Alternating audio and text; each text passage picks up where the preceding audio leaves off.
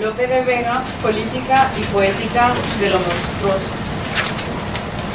En el arte poética, Horacio se ríe del exceso de licencia que toma un dibujante con la mezcla monstruosa de lo humano y lo animal, de una cara hermosa de mujer que en vez enorme y feo rematara, de unir lo áspero y lo suave, o el tigre feroz y el manso cordero.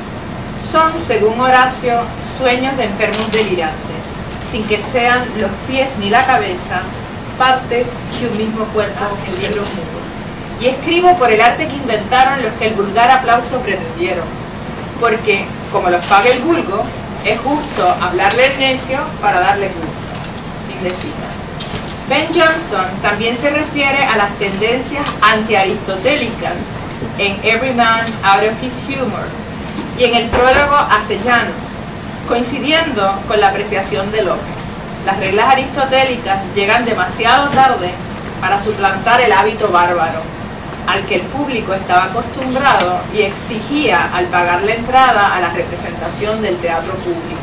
La monstruosidad lopesca que Horacio consideraría, y cito, sueños de enfermos delirantes, muy bien podría interpretarse como un intento de fingir en el teatro público una acción en la cual el poder de la masa no solo se mezcle en la escena con el del monarca, sino que llegue a implantar en el vulgo y en las mujeres un imaginario político en el cual la cabeza del monarca actúa para representar a quien está a sus pies. La poética de unidad y armonía renacentista es desplazada en el barroco por una poética de la complicación y multiplicidad que representa la escisión política, religiosa, de género, clase y raza que potenciaron las fuerzas liberadoras del individualismo renacentista. La crisis del sujeto del barroco es sintomática de un padecimiento en carne propia de las polaridades que generan las verdades particulares de la experiencia renacentista. Y cito, la cultura barroca no se explica sin contar con una básica situación de crisis.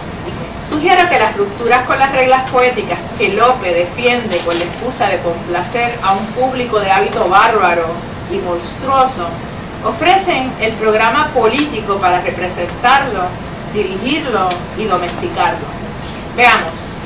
Al diferenciar la comedia de la tragedia, afirmando que aquellas tratan las acciones humildes y plebeyas, y estas las reales y altas, Lope se inserta en una tradición de lectura fragmentaria de la poética que Bernard Weinberg consideraría pseudo-aristotélica, y que según Joel Spingarn sigue la tendencia generalizada en el Renacimiento a enfatizar el rango social sin tomar en cuenta el criterio ético que emplea Aristóteles al identificar al héroe trágico como igual o mejor de lo que somos nosotros y el cómico como peor de lo que somos. Interesantemente, Shintio sugiere el anacronismo en los vestuarios porque supuestamente no deben introducirse costumbres de países lejanos que distraigan la atención del público.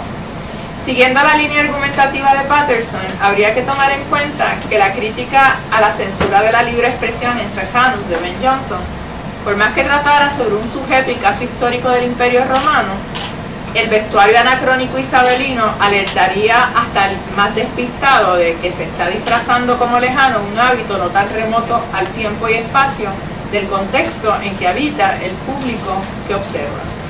Lope da cuenta de estos anacronismos al afirmar que, y cito, en España es las cosas más bárbaras que tiene la comedia presente recibida sacar un turco en cuello de cristiano y en calzas atacadas un romano. Fin de cita.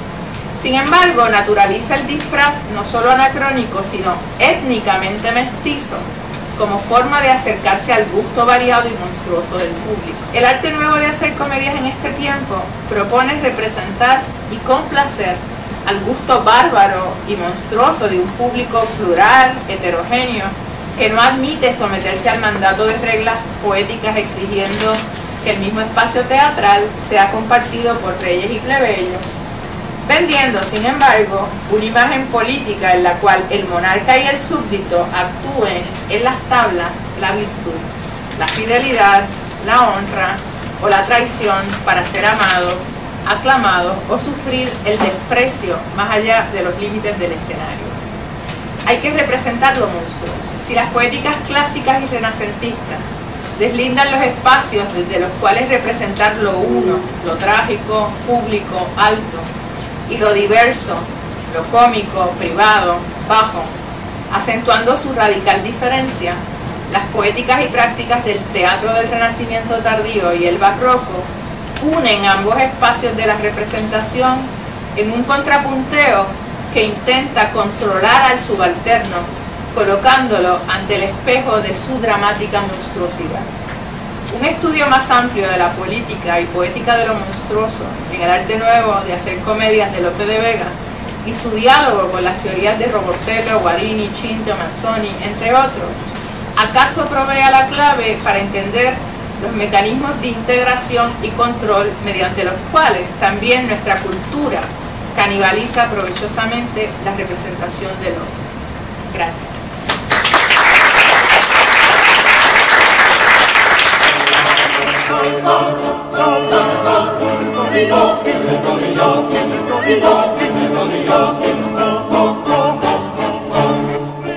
Se aguarde, se espere, se espere, se tenga, se concuentra.